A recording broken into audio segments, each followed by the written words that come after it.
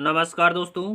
Read science की test series चल रही थी जिसका अगला वीडियो है। देखिए आज की वीडियो का पहला प्रश्न, जीवधारियों एवं उनके वातावरण के बीच अंतर अभिक्रिया के अध्ययन को क्या कहते हैं? तो पारिस्थितिकी कहा जाता है। अगले प्रश्न की बात करें कि बॉल बियरिंग के पीछे का सिद्धांत क्या है? तो रोलिंग घर्षण है वो फिसलने वाले घर्षण से कम होता है। बॉल बेयरिंग के पीछे सिद्धांत क्या है? रोलिंग घर्षण फिसलने वाले घर्षण से कम होता है। अगले प्रश्न की बात करें कि किसी अनावेशित वस्तु को उसके विराम की स्थिति से निकालने के लिए हमें लगाना होगा तो एक असंतुलित बाह्य बल लगाना होगा। अगले प्रश्न की बात करें कि पहाड़ के शीर्ष पर वातावरणीय दबाव निम्नानुसार होता है तो समुद्र तल पर दबाव से कम होता है। पहाड़ के शीर्ष पर वातावरणीय दबाव निम्नानुसार होता है, समुद्र तल पर दबाव से कम होता है। अगले प्रश्न की बात करें कि जब बल को दुगुना कर दिया जाए और क्षेत्रफल को आधा कर दिया जाए तो दाब पर क्या प्रभाव पड़ेगा?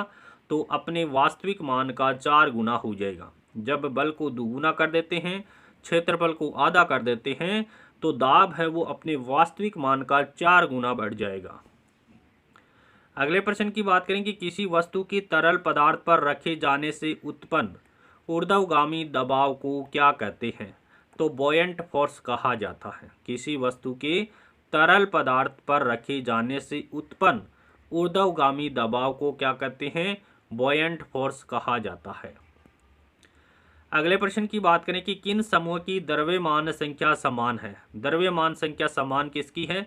तो कैल्शियम और आर्गन की समान है, कार्बन और नाइट्रोजन की समान है। तो उपरोक्त दोनों यहाँ पर करेक्ट आंसर हो जाएगा। कैल्शियम की द्रव्यमान संख्या कितनी होती है? 40 होती है। आर्गन की भी द्रव्यमान संख्या कितनी होती है? 40 होती है।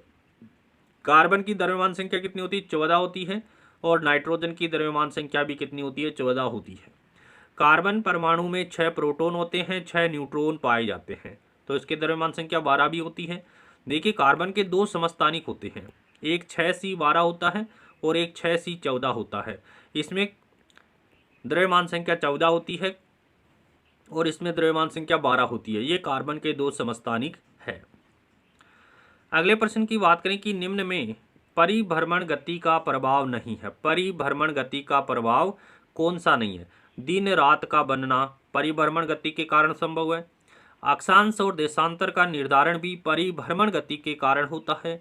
अयन वर्तों का निर्धारण परिभ्रमण गति के कारण नहीं होता है। दैनिक ज्वार भाटों में समय का अंतर होना यह भी परिभ्रमण गति के कारण संभव है। तो ऑप्शन स है वो इस प्रश्न का करेक्ट आंसर हो जाएगा।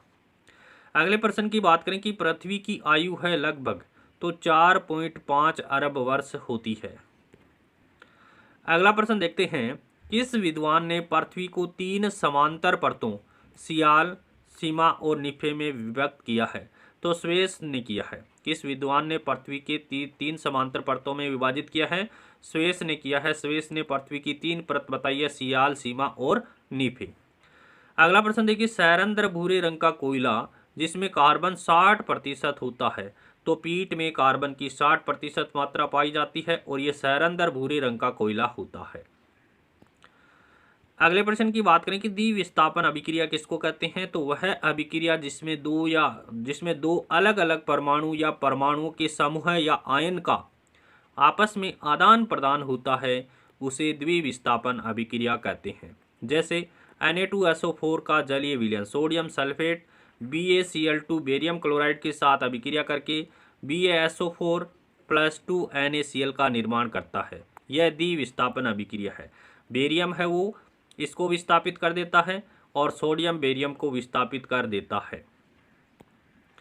अगले प्रश्न की बात करें कि आदर्श गैस में कौन सी ऊर्जा शून्य होती है? तो स्थितिज ऊर्जा शून्य होती है। आदर्श गैस में कौन सी ऊर्जा शून्य होती है? तो स्थितिज ऊर्जा शून्य होती है। अगले प्रश्न की बात कर लेते हैं कि व्यतिकरण की घटना का कारण क्या है? तो व्यतिकरण की घटना का कारण है कालांतर। व्यतिकरण की घटना का कारण क्या है? कालांतर है। अगला प्रश्न देखिए, व्यतिकरण होता क्या है? जब 2 तरंगे जिनकी आवर्ती, तरंगदैर्घ्य और आयाम समान हो तथा एक ही माध्यम में गति करते हैं और एक दूसरे पर अध्यारोपित हो जाती है तो परिणामी तरंग की तीव्रता अधिकतम या न्यूनतम होती है। तरंगों की इस घटना को ही क्या कहते हैं? तरंग का व्यतिकरण कहते हैं। क्या होता है? जब दो तरंगे कौन कौन सी होती है? देखिए, दो तरंगे हैं, ये दो तरंगे हैं, इनका क्या होता है? आयाम तरंग दैर्घ्य समान होता है, इनका समान होता है। जब ये दोनों एक दूसरे पर अध्यारोपित होती है, अध्यारोपित का मतलब इसको इस पर रखेंगे तो तीसरा चित्र किस प्रकार का बनेगा? इन दोनों को रखने पर इस प्रकार का चित्र प्राप्त हो तो ये व्यतिकरण की घटना कहलाती है। कैसी घटना कहलाती है? व्यतिकरण की घटना कहलाती है। अगले प्रश्न की बात कर लेते हैं कि बेरिलियम में प्रोटॉन और न्यूट्रॉन की संख्या कितनी है? बेरिलियम में प्रोटॉन और न्यूट्रॉन, तो 4 प्रोटॉन होते हैं और 5 न्यूट्रॉन पाए जाते हैं। किसमें? बेरिलियम में 4 प्रोटॉन होते हैं, 5 न्यूट्रॉन होते हैं। अगला प्रश्न देखिए, चंद्रमा एक माह में पृथ्वी के पास साथ कितनी बार समकोण की स्थिति बनाता है? तो 2 बार बनाता है। चंद्रमा एक माह में पृथ्वी के साथ कितनी बार समकोण की स्थिति बनाता है? तो 2 बार बनाता है। अगले प्रश्न की बात करें कि यदि एक चालक तार की लंबाई बढ़ा दी जाए तो उस चालक तार की प्रतिरोधकता यानी विशिष्ट प्रतिरोध का मान अपरिवर्तित रहेगा। प्रतिरोधकता यानी विशिष्ट प्रतिरोध का मान है वो लंबाई पर निर्भर नहीं करता है। विशिष्ट प्रतिरोध का मान 2 बातों पर निर्भर करता है, एक तापमान पर और दूसरा पदार्थ की प्रकृति पर निर्भर करता है। अगले प्रश्न की बात करें कि गुणसूत्र की क्रियात्मक इकाई को क्या कहते हैं? जीन कहा जाता है। गुणसूत्र की कार्यात्मक इकाई को जीन कहते हैं। गुणसूत्र का अध्ययन कोशिका की किस अवस्था में होता है? तो मेटाफेज अवस्था में किया जाता है। गुणसूत्र का अध्ययन कोशिका की किस अवस्था में किया जाता है? मेटाफेज में किया जाता है। डीएनए की खोज किसके द्वारा की गई? तो जॉन फ्रेडरिक मिस्र के द्वारा की गई। जेनेटिक्स शब्द का सर्वप्रथम प्रयोग किसने किया? 1905 में बेटसन ने किया था। जीन शब्द किसने दिया? जॉनसन ने दिया था। और हेरिडिटी शब्द किसने दिया? स्पेंसर के द्वारा दिया गया है।